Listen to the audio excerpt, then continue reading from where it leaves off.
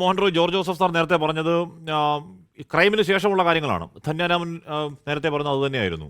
എന്ന് പറഞ്ഞാൽ അതിന് അന്വേഷണം ഏത് രീതിയിൽ ജാമ്യം കിട്ടാതെ അവർക്ക് ശിക്ഷ കൊടുക്കാം എന്നുള്ള കാര്യം. പക്ഷേ ക്രൈം നടക്കാൻ നോക്കേണ്ട ഒരു ഉത്തരവാദിത്തം പോലീസിനുണ്ടല്ലോ ശ്രീ മോഹൻ റോയ്. എന്ന് പറഞ്ഞാൽ ഈ പറയുന്ന എന്താണ് ഇൻവെസ്റ്റിഗേഷൻ അപ്പുറം ലോ ആൻഡ് ഓർഡർ എന്ന് പറഞ്ഞ ഉത്തരവാദിത്തം ഉണ്ടല്ലോ. ഇപ്പോൾ ഇയാൾക്ക് ഈ പറയുന്ന എന്താണ് ഇയാളുടെ സ്വാധീനങ്ങൾ വിലപ്പോവാതെ വരികയും ഇയാൾക്ക് പരമാവധി ശിക്ഷ കിട്ടുകയും ചെയ്യുമെന്ന് വിചാരിക്കൂ. ഈ പറയുന്ന പെൺകുട്ടിക്ക് നീതിയാവോ? ഇല്ല. ഈ പെൺകുട്ടി അന്ന് പട്ടാപ്പകൽ സ്പായ്ക്കകത്ത് അനുഭവിച്ച നരകയാതനയ്ക്ക്, അതിനുപയോഗിച്ച ട്രോമയ്ക്ക്, ഇപ്പോഴും അനുഭവിക്കുന്ന കൊടിയ പീഡകൾക്ക് അതിന് പരിഹാരമാവില്ലല്ലോ ശ്രീ മോഹൻ റോയ്. തീർച്ചയായിട്ടും ഇതൊരു കുറ്റകൃത്യത്തിൽ ഒരു അതിജീവിതയ്ക്ക് തീർച്ചയായിട്ടും നീതി ലഭിക്കണമെന്നുണ്ടെങ്കിൽ അതിന് പല ഘടകങ്ങളുണ്ട്. ഒന്ന്, സ്വാഭാവികമായിട്ടും അവർക്കെതിരായി കുറ്റകൃത്യം ചെയ്ത ആ വ്യക്തിക്ക് മാതൃകാപരമായ ശിക്ഷ ഉറപ്പുവരുത്തേണ്ടതുണ്ട്.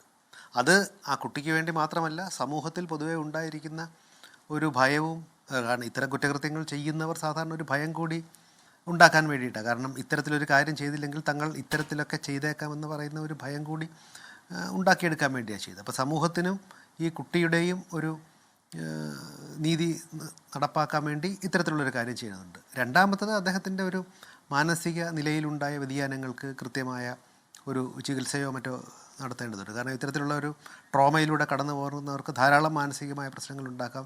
പെട്ടെന്നുണ്ടാകുന്ന ഒരു മാനസിക പ്രതികരണം ഉണ്ടാകാം. കുറച്ച് നാളുകൾക്ക് ശേഷം ഒരു ദുരന്താനന്തര തീവ്ര മാനസിക പ്രതികരണം ഉണ്ടാവാം. ചില പൊരുത്തപ്പെടൽ പ്രശ്നങ്ങൾ ഉണ്ടായേക്കാം.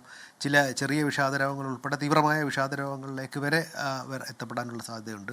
അതിനൊക്കെയുള്ള സംവിധാനങ്ങൾ ഉണ്ടാവണം. പിന്നെ സമൂഹവും മറ്റുള്ളവരും ഇദ്ദേഹത്തെ ചേർത്ത് നിർത്തുന്നു എന്നുള്ള ഒരു ഐഡിയ കൊടുത്താൽ മാത്രം പോരാ, അവരെ അങ്ങനെ ചേർത്ത് നിർത്തേണ്ടതുമുണ്ട്. ഭാവിയിൽ ഇത്തരം കുറ്റകൃത്യങ്ങൾ ആവർത്തിക്കില്ല എന്നുള്ള കാര്യവും ചെയ്യേണ്ടതുണ്ട്. അപ്പോൾ ഇത്തരത്തിലുള്ള ബഹുമുഖമായ രീതിയിലുള്ള ഇടപെടലുകൾ നടത്തണമെന്നുണ്ടെങ്കിൽ നമ്മുടെ സംവിധാനങ്ങൾ അതിനനുസരിച്ച് തീർച്ചയായിട്ടും അവരുടെ കൂടെ ഉണ്ടാവണം. ഇപ്പോൾ തന്നെ നമ്മൾ മനസ്സിലാക്കിയതിൽ നിന്നും ഭർത്താവ് വരെ മരിച്ചിട്ട് ഒരാഴ്ചയ്ക്ക് അകം ജോലി ചെയ്യേണ്ടി വരുന്ന ഒരാളുടെ സാമ്പത്തിക അവസ്ഥയൊക്കെ നമുക്ക് ഊഹിക്കാവുന്നതാണല്ലോ. അപ്പോൾ അതിനുള്ള പരിഹാര മാർഗ്ഗങ്ങൾ ഉണ്ടാകേണ്ടതുണ്ട്. അപ്പോൾ ഇത്തരത്തിലുള്ള പരിഹാര മാർഗ്ഗങ്ങൾ ഉണ്ടാകേണ്ട രീതിയിൽ ഏകോപിപ്പിച്ച ഒരു സംവിധാനം നമുക്ക് ഉണ്ടാകേണ്ടതാണ്. ഇതിനൊരു പ്രശ്നം എന്താണെന്ന് വെച്ചാൽ, ഇത്തരം സംവിധാനങ്ങളൊക്കെ നമ്മളിപ്പോൾ ഒരു സ്റ്റേറ്റിൻ്റെ കീഴിൽ നോക്കുകയാണെങ്കിൽ പല സംവിധാനങ്ങളുടെ കീഴിലായിരിക്കും ഉണ്ടാവുക.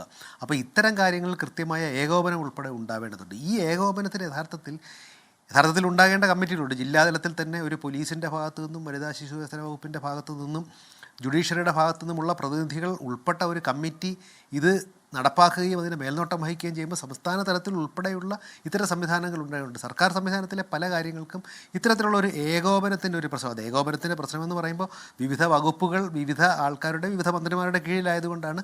അത്തരം ഏകോപിപ്പിച്ചിട്ടുള്ള വകുപ്പുകളുടെ ഒരു കൂട്ടായ പ്രവർത്തനമൊക്കെ ഉണ്ടെങ്കിൽ മാത്രമേ ഇത്തരം ഈ ട്രോമയിലൂടെ കടന്നു പോകുന്ന ആൾക്കാർക്കുള്ള ഒരു പരിഹാരം ഉണ്ടാക്കാൻ സാധിക്കും. ലോകത്തെവിടെയായാലും ഏത് സമയത്തും 24 വാർത്തകളും ഓഗ്മെന്റഡ് റിയാലിറ്റി പാക്കേജുകളും എക്സ്പ്ലെയിനറുകളും വിശദമായി കാണാൻ ഞങ്ങളുടെ യൂട്യൂബ് ചാനൽ നിങ്ങൾക്ക് സബ്സ്ക്രൈബ് ചെയ്യാം.